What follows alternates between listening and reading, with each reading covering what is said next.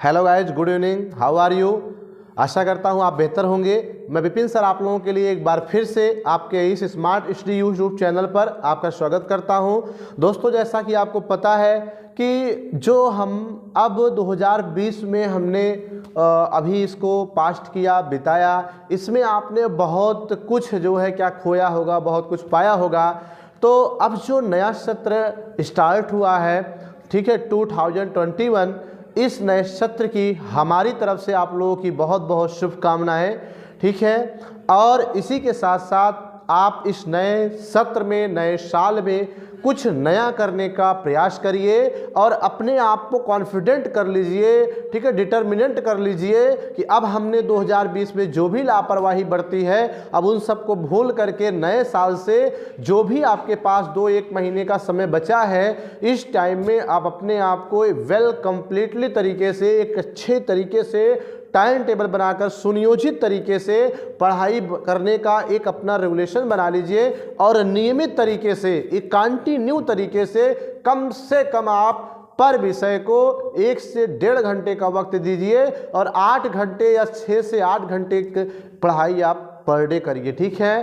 क्योंकि दोस्तों कुछ नया आता है तो लोग नए नए उस तरीके से विचारधाराएं भी बनाते हैं। तो इसलिए जो गया सो गया, उसको आपने कल क्या किया, पिछले डेट में क्या किया, पिछले वर्ष क्या किया, भूल जाइए और आइए हम लोग मिल करके, ठीक है, एक नए सत्र का आगाज करते हैं। और इसी सत्र के साथ हम आपके साथ और आप हमारे साथ प्रेरणा या प्रतिज्ञा करिए कि अब हम कंटिन्यू, ठीक है, इस बोर्ड एग्जाम की तैयारी करने के लिए पर डे 6 घंटे से 8 घंटे की मेहनत हम करेंगे, ठीक है। दोस्तों, यदि इतना हार्ड वर्क आप करते हो तो अभी कुछ गया नहीं है। अब भी अगर आप पढ़ना शुरू कर देते हो तो इस जो भी 2-2.5 महीने बचे हैं, कुछ बच्चों के पास 1 ही महीना होगा, ठीक है। जैसे बिहार बोर्ड वाले एग्जाम जो है लगभग 1 फरवरी से स्टार्ट है तो 1 ही महीने का है। बाकी यूपी बोर्ड या अन्य बोर्ड जो भी अभी 2-2.5 महीने का वक्त है, लग जाइए। मैं कह रहा हूं आज से लग जाइए, अभी से लग जाइए और इस नए नूतन वर्ष को सार्थक बनाइए अपने लिए और आने वाले 2021 बोर्ड एग्जाम को आप इतने अच्छे से प्रिपेयर करके जाइए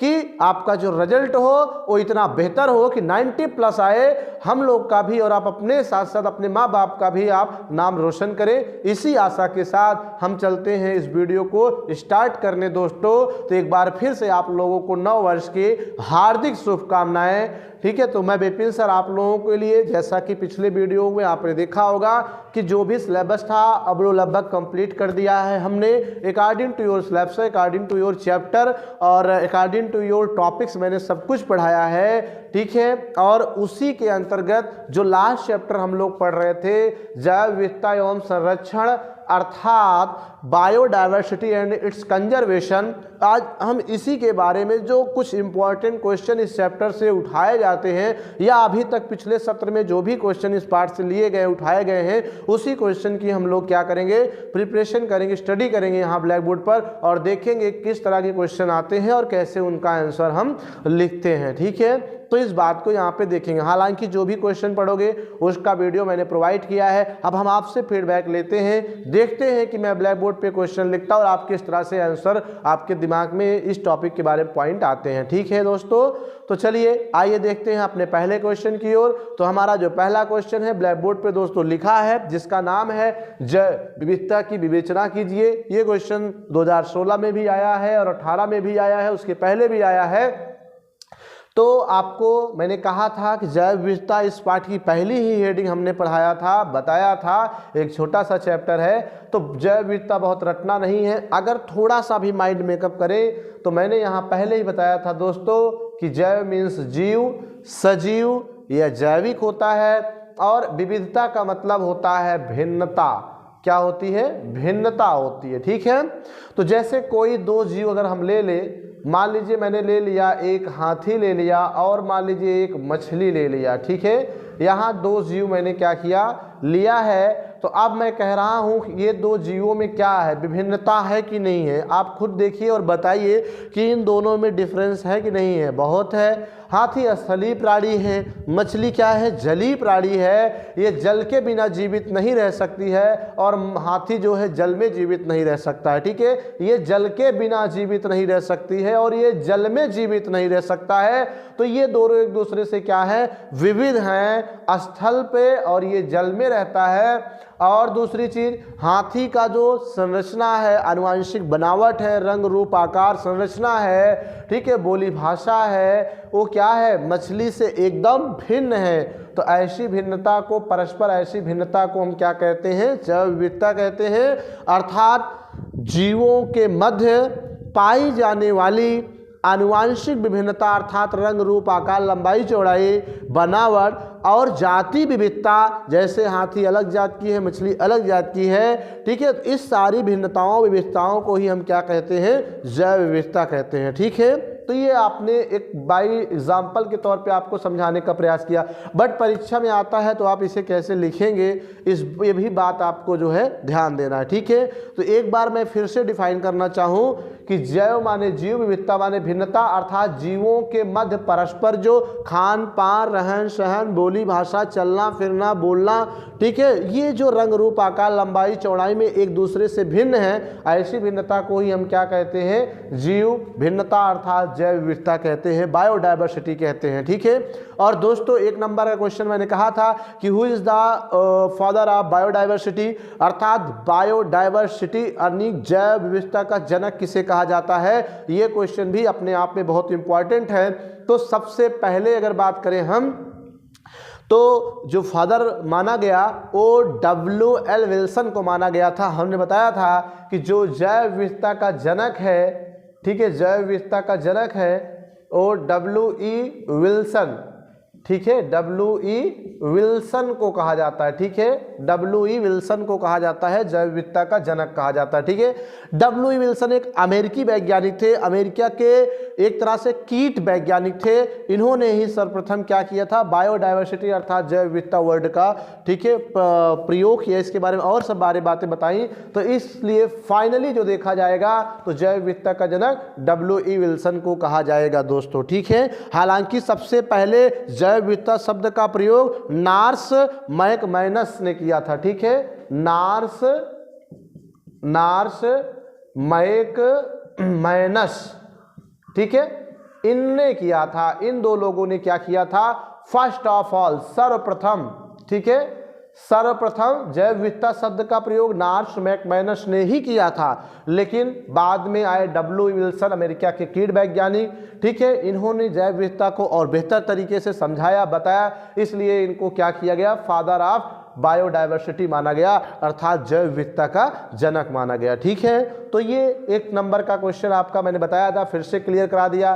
तो आइए देखते हैं कि जैव विविधता को डिफाइन कैसे करेंगे, कैसे लिखना है बोर्ड एग्जाम में अगर ये क्वेश्चन आता है। ठीक है, तो इस चीज़ को हम यहाँ पे देखेंगे। ठीक है, तो इसको हम हटाते हैं यहाँ से। ठीक है, आइए देखते हैं। जैसे ही आपका क्वेश्चन आ गया तो सबसे पहले आप जो क्वेश्चन है उसकी आप हेडिंग बनाइए, ये बहुत ज़रूरी है। ये थोड़ा सा हाईलाइट होता रहता है पेपर में, आप बेहतर तरीके से अपनी हेडिंग्स को सजाएंगे और जितना ज़्यादा बोर्ड एग्जाम में आप मैटर को एक सुंदर ढंग से, एक साफ सुथरे तरीके से, अट्रैक्टिव तरीके से आप लिखेंगे। ठीक है, ऐसा नहीं सिर्फ काम चलाओ लिख दिए ऐसे करके, ये नहीं चलता है। ठीक है, इस पे दोस्तों नंबर कट जाते हैं। बहुत सारे एग्जामिनर ऐसे होते हैं कि जो ओल्ड एज के हैं उनको दिखने में, समझने में थोड़ा प्रॉब्लम होती है, इसलिए जो भी लिखे साफ लिखे, सुथरा लिखे, स्वच्छ लिखे। ठीक है, तो इस तरह से आपको क्वेश्चन लिखना चाहिए। तो आइए देखते हैं कि ये क्वेश्चन मान लीजिए आ गया, जैव विविधता की विवेचना कीजिए। फर्स्ट ऑफ ऑल जो क्वेश्चन उसकी हेडिंग प्रिपेयर करिए, फिर उसमें उसका मैटर लिखिएगा कि जैव विविधता में कि पृथ्वी पर पाए जाने वाले, पृथ्वी पर पाए जाने वाले, पृथ्वी पर पाए जाने वाले विभिन्न जीवों, यहाँ पर बेटा जीवों में जंतु और पेड़ पौधे दोनों ले सकते हो आप। ठीक है, सिर्फ एनिमल की बात नहीं कर रहे हैं, क्योंकि जैव विविधता एनिमल्स में ही नहीं होती है, प्लांटों में भी होती है, क्योंकि कोई प्लांट आम, महुआ, नीम, गुलर, जामुन ये सब क्या है, सब प्लांट है और सब एक दूसरे से रंग, रूप, आकार, फल, संरचना, पत्ती में एक दूसरे से भिन्न है, इसलिए पौधों में भी जैव विविधता होती है। तो जंतु नहीं, दोनों को लेना है, ठीक है। तो पृथ्वी पर पाए जाने वाले विभिन्न जीवों, जैसे यहाँ लिख दिया है पेड़ पौधों, ठीक है, जीवों के मध्य पाई जाने वाली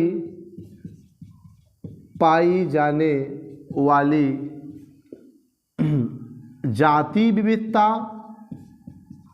या ऐसे ही छोड़ दो, पाई जाने वाली भिन्नता, जैसे व्यवहार, संरचना, रहन सहन,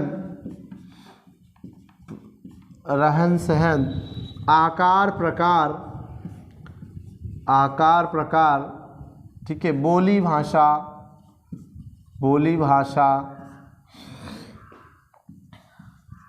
आदि में,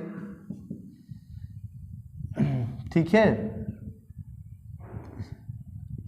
आदि में भिन्नता को ही जैव विविधता, बायोडाइवर्सिटी, ठीक है, जैव विविधता कहते हैं, जैव विविधता कहते हैं दोस्तों, ठीक है। तो ये आपका क्लियर हुआ। तो इसमें कुल मिला करके देखो, पढ़ते हैं हम लोग जो भी मैटर, लेकिन पढ़ने के बाद हम क्या समझे उसको आप अपने कॉपी में रिप्रेजेंट करिए तो ज़्यादा बेहतर होता है। व्यवहारिक तरीके से किसी भी नॉलेज को पढ़ने के बाद उसको व्यवहारिक तरीके से आप अपने अंदर ढालिए और ढाल करके रिप्रेजेंट करने का प्रयास करिए तो ज़्यादा बेहतर होता है, ठीक है। तो पृथ्वी पर पाए जाने वाले विभिन्न जीवों जैसे जंतु, पेड़ पौधों के मध्य जो पाई जाने वाली भिन्नता है, विविधता है, जैसे व्यवहार में, संरचना में, रहन सहन में, आकार प्रकार में, बोली भाषा में जो भिन्नता है उसी को हम क्या कहते हैं, बायोडाइवर्सिटी कहते हैं और जैव विविधता कहते हैं, ठीक है। अब यहाँ पर एक लाइन लिख सकते हो कि इसके निम्न प्रकार होते हैं, ठीक है, इसके निम्न प्रकार होते हैं, इसके निम्न प्रकार होते हैं। यहाँ पर हम डाल सकते हैं नंबर 1 जातीय स्तर की विविधता। मैंने आपको डिटेल बताया होगा वीडियो में, जातीय स्तर पर विविधता। दूसरा है आनुवांशिक स्तर पर विविधता, आनुवांशिक स्तर पर विविधता, आनुवांशिक स्तर पर विविधता, ठीक है। ये जीती हो गया है, सॉरी, जातीय स्तर पर विविधता, आनुवांशिक स्तर पर विविधता। और एक तीसरा है पारिस्थितिकीय विविधता, ठीक है, पारिस्थितिकी स्तर पर विविधता, ये आपका होगा, ठीक है। तो पहला क्या है, जातीय स्तर की विविधता और आनुवांशिक स्तर की विविधता और पारिस्थितिक स्तर की विविधता। ये 3 प्रकार की विविधता क्या होती है, प्रकृति में पाई जाती है जीवधारियों के मध्य, ठीक है। तो आई होप आपको समझ में आया होगा कि कैसे एग्जाम लिखना है, आप एग्जाम में लिखना है। और एग्जाम्पल में जैसे दें तो आप कह ही सकते हो, जैसे यहाँ पे ले सकते हो कि मछली, ठीक है, मछली मेढक से भिन्न है, ठीक है, मेढक से भिन्न है। कैसे भिन्न है कि दोस्तों मछली के पास फिन्स होते हैं तैरने के लिए, जिसकी सहायता से ये क्या होती है, जल में रहकर तैरकर अपना जीवन यापन करती है या गमन करती है, ठीक है। और मछली के लिए, सांस के लिए भी गलफड़े होते हैं, गिल्स होते हैं, ठीक है। और ये अगर हम मेढक में देखें तो ये सारी चीज़ें नहीं होती हैं। मेढक जल के बाहर भी जीवित रह सकता है और मछली जल के बाहर 1 मिनट भी जीवित नहीं रह सकती है, अर्थात ये एक दूसरे से क्या है, भिन्न है। तो इन सभी भिन्नताओं को ही हम क्या कहते हैं, जैव विविधता कहते हैं, बायोडाइवर्सिटी कहते हैं, ठीक है। और भी आप एग्जाम्पल ले सकते हो, एग्जाम्पल नंबर 2 भी ले सकते हो, ठीक है। जैसे अगर हम बात करें कि ध्रुवों पर रहने वाले, ठीक है, ध्रुवों पर रहने वाले जंतु, ठीक है, सामान्य स्थानों पर रहने वाले जंतु से भिन्न होते हैं, भिन्न होते हैं दोस्तों। ठीक है, ध्रुवों पर रहने वाले जो एनिमल्स हैं वो क्या होते हैं, सामान्य स्थानों पर जैसे हम लोगों के स्थानों पर पाए जाने वाले जंतुओं से भिन्न होते हैं, क्योंकि ध्रुवों पर रहते हैं, वहाँ पे बर्फ जमी होती है, तो उतनी ठंडी को सहने के लिए उनकी जो संरचना है, उनके शरीर पर जो बाल हैं, जो खाल है, उस तरह का डेवलपमेंट हो जाता है। ठीक है, और जबकि सामान्य स्थानों पर रहने वाले जो भी आपके ये जीव हैं, ठीक है, इनमें इस तरह की मतलब समानता नहीं होती है। ठीक है, और कह सकते हो एग्जाम्पल देना हो तो सीधा सा है कि जैसे आम का पौधा है, ठीक है, अब आपने देखा होगा आम में बहुत सारे आम होते हैं, दशहरी आम, लंगड़ा आम, चौसा आम,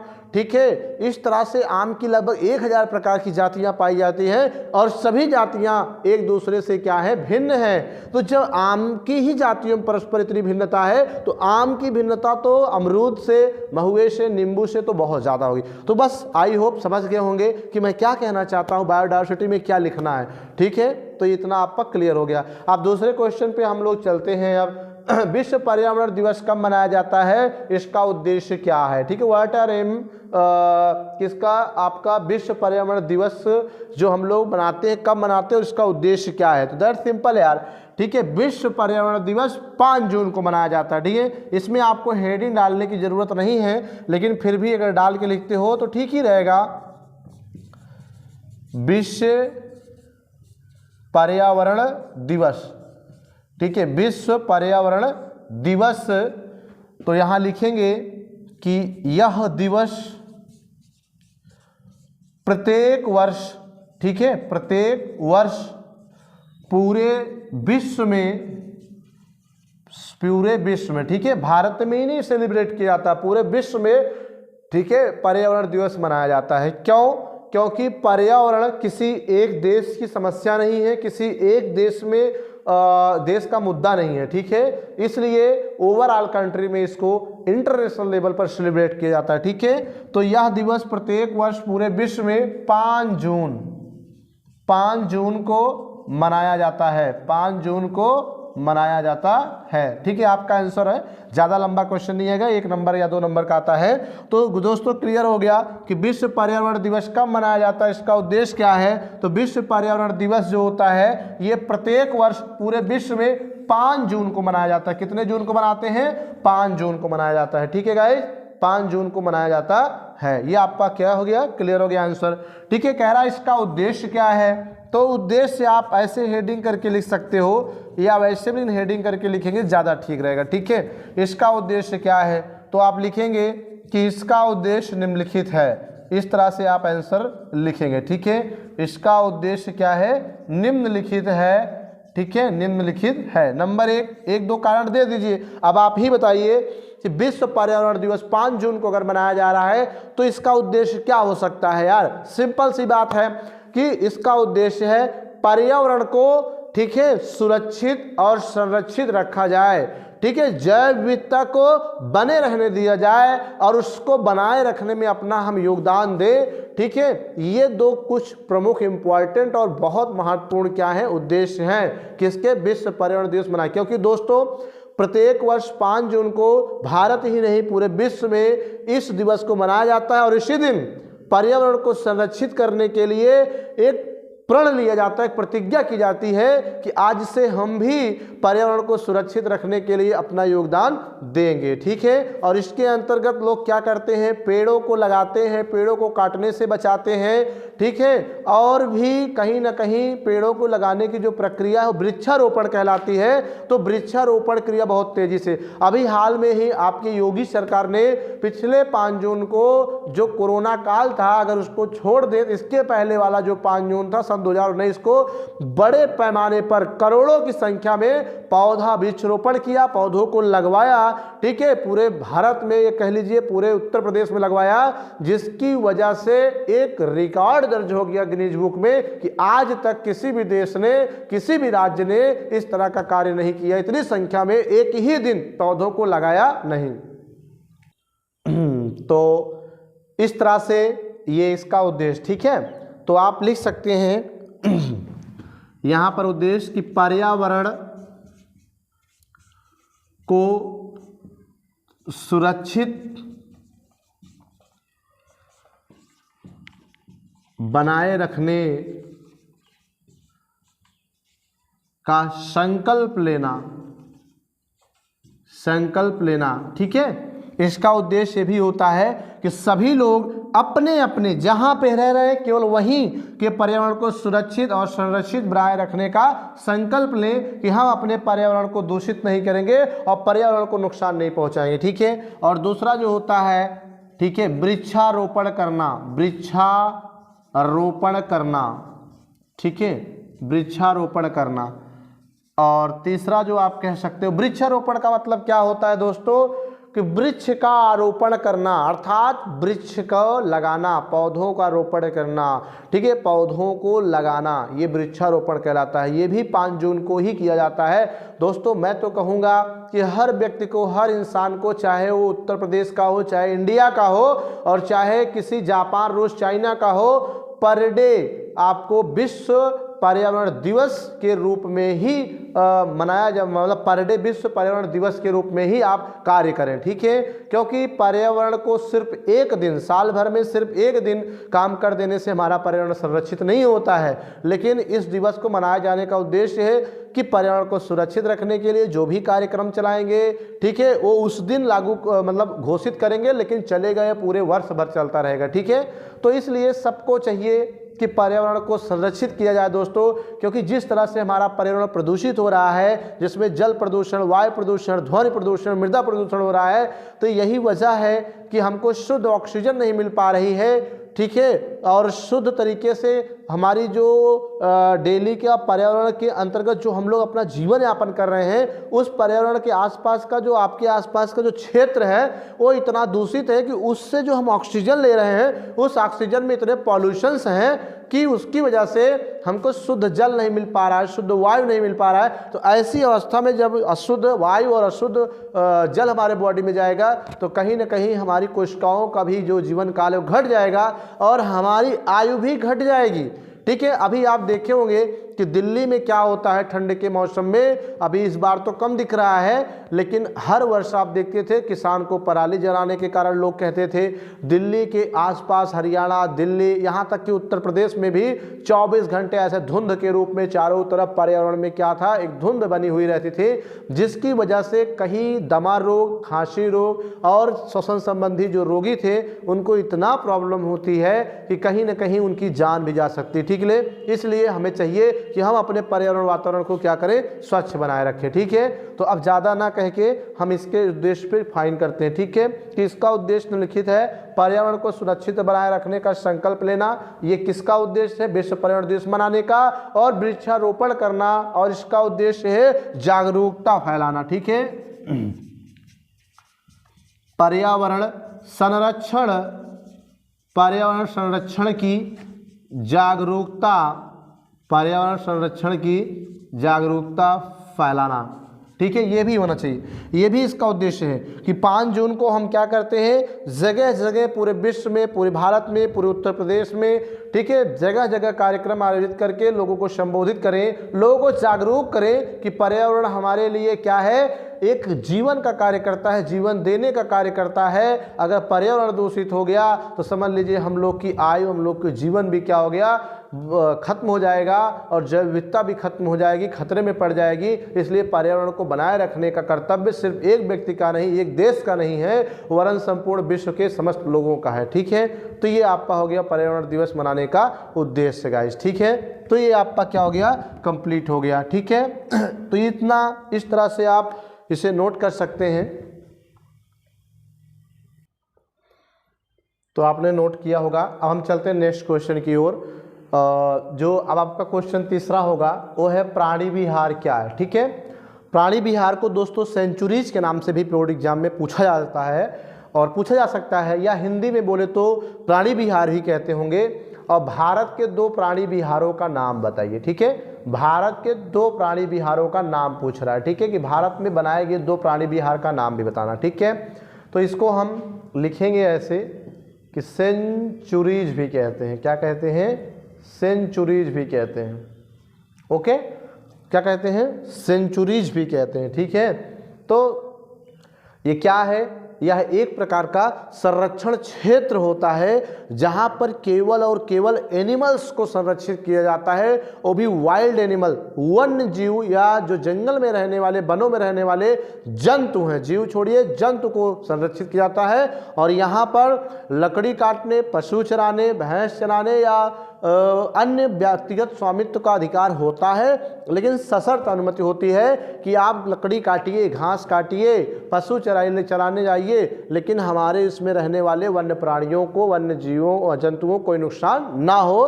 तो ऐसे क्षेत्र को हम प्राणी विहार कहते हैं। और इसका जो कंट्रोलेशन होता है, कंट्रोल, वो आपका राज्य सरकार, केंद्र सरकार दोनों मिलकर करते हैं। ठीक है, तो आइए देखते हैं। तो आपको लिखना कैसे, पहले हेडिंग डालिएगा प्राणी विहार अर्थात सेंचुरीज, फिर इसमें लिखिएगा वह संरक्षण क्षेत्र जहां केवल वन्य प्राणियों का संरक्षण क्या होता है, किया जाता है, और जहां लकड़ी काटने, घास फूस काटने, पशु चराने की सशर्त अनुमति होती है। ये इंपॉर्टेंट चीज है। ठीक है, सशर्त अनुमति दी जाती है, तो ऐसे क्षेत्र को हम प्राणी विहार कहते हैं। ठीक है, क्या कहते हैं, प्राणी विहार कहते हैं। ओके, या सेंचुरीज भी कह सकते हो, सेंचुरीज कहते हैं। ठीक है, अब यहाँ पर हमारे देश में कुल अगर बात करें तो वर्तमान समय में 448 प्राणी विहार है। कितने हैं, 448 प्राणी विहार वर्तमान समय में आपके यहाँ काम कर रहे हैं या बनाए गए हैं, जिसका कुल क्षेत्रफल अगर देखा जाए तो 1 लाख वर्ग किलोमीटर एरिया में ये क्या हुए हैं, फैले हुए हैं। कितने, एक नहीं, पूरे 448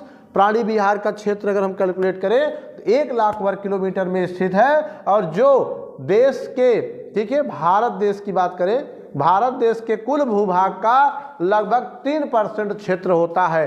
ठीक है, मतलब जैसे ये इंडिया है पूरा, ठीक है, तो ये 100% क्षेत्र है, तो 3% एरिया जो है, ये 3% एरिया कुल क्या है, 448 प्राणी विहार को क्या किया है, कवर किया हुआ है। ठीक है दोस्तों, तो ये आपका हो गया प्राणी विहार। ठीक है, अब बात करते हैं कि 2 प्राणी विहारों का नाम भी बताइए, पूछ रहा है। तो 2 प्राणी विहारों का जो नाम है, पहला है नागार्जुन सागर प्राणी विहार। ठीक है, नागार्जुन सागर प्राणी विहार यह आंध्र प्रदेश राज्य के मल्लामलाई पहाड़ी है, उसी पहाड़ी में नागार्जुन सागर बांध बनाया गया है, उसी बांध के निकट ये नागार्जुन सागर नामक प्राणी विहार का निर्माण किया गया है। ठीक है, फिर दूसरे की बात करते हैं वाल्मीकि प्राणी विहार। तो वाल्मीकि प्राणी विहार यह बिहार के चंपारण जिले, दोस्तों बिहार का चंपारण जिला बहुत फेमस है, सुना भी होगा आप लोगों ने। तो उसी चंपारण जिले के एक गंडक नदी बहती है और उसी के पश्चिम में है वाल्मीकि प्राणी विहार, जो नेपाल से सटा हुआ है, अर्थात नेपाल बॉर्डर से लगा हुआ है। ठीक है, तो ये क्वेश्चन भी आपका कंप्लीट हो गया दोस्तों। ठीक है, तो आज के इस वीडियो में इतना ही, मिलते हैं नेक्स्ट वीडियो में और कुछ और इम्पोर्टेंट क्वेश्चन जो कि आपका जैव विविधता एवं संरक्षण से ही संबंधित होगा। ठीक है, तब तक के लिए thank you for watching this video guys, thank you.